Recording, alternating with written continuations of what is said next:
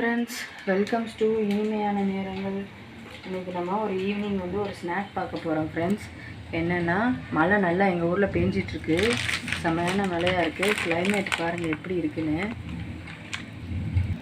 பாருங்கள் மழை எப்படி இருக்குன்னு பாருங்கள். தண்ணி பாய் ஆகிடுச்சு. நம்ம பாருங்கள் நூடுல்ஸை போடுறோம். இது நல்லா மழை நேரத்துக்கு நல்லா சூடாக சாப்பிட்றதுக்கு. எப்போயுமே ஆயிலி ஐட்டம் தானே நம்ம சாப்பிட்றோம். அதனால் இப்படி கொஞ்சம் டிஃப்ரெண்ட்டாக நூடுல்ஸ் பண்ணி சாப்பிட்றோமேனு ஒரு ஐடியா. அதான் இன்றைக்கி பாருங்கள் ஃப்ரெண்ட்ஸ், நம்ம நூடுல்ஸ் எப்படி அழகாக வெந்துட்டுருக்குன்னு. இப்போ இந்த ஸ்டேஜில் நம்ம நூடுல்ஸை அந்த தண்ணியிலேருந்து தனியாக எடுத்துருவோம்.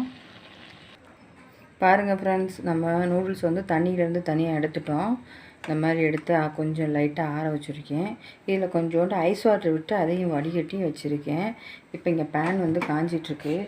இப்போ இதில் நம்ம கொஞ்சம் ஆயில், கொஞ்சம் சோம்புத்தூள் போட்ட உடனே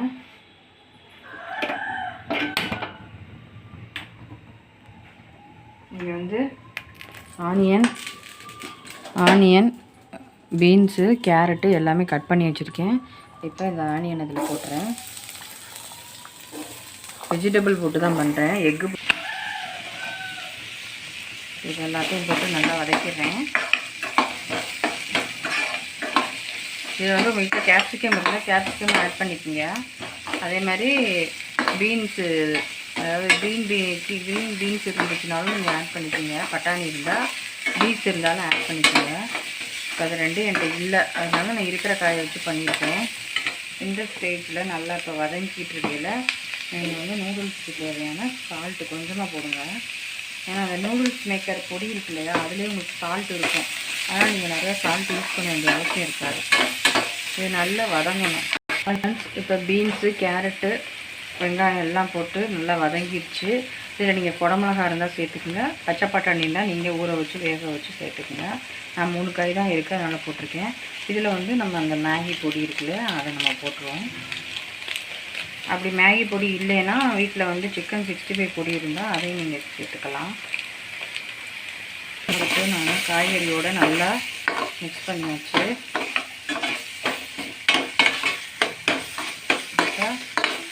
இந்த ஸ்டேஜில் நீங்கள் இந்த ஆற வச்சுருக்கிற நூடுல்ஸ் எடுத்து அப்படியே ட்ரான்ஸ்ஃபர் பண்ணிடுங்க. இதில்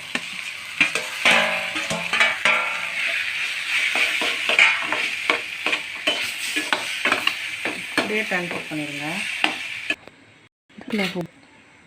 பாருங்கள் ஃப்ரெண்ட்ஸ், நம்மளுடைய நூடுல்ஸ் ரெடி ஆயிடுச்சு. கொரியண்டர் லீவ்ஸை போட்டு நம்ம டெக்கரேஷன் பண்ணியாச்சு. நான் கொத்தமல்லி மட்டும்தான் வச்சுருக்கேன். புதினா இருந்தால் புதினா சேர்த்துக்குங்க.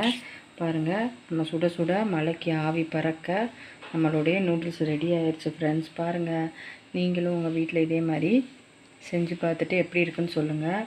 இப்போ மழை கொஞ்சம் எங்கள் வீட்டு பக்கம் விட்டுருச்சு, நல்லாயிருக்கும். பாருங்கள் ஃப்ரெண்ட்ஸ், நல்லா ஆவி பறக்க நல்லா நூடுல்ஸ் ரெடி ஆயிடுச்சு.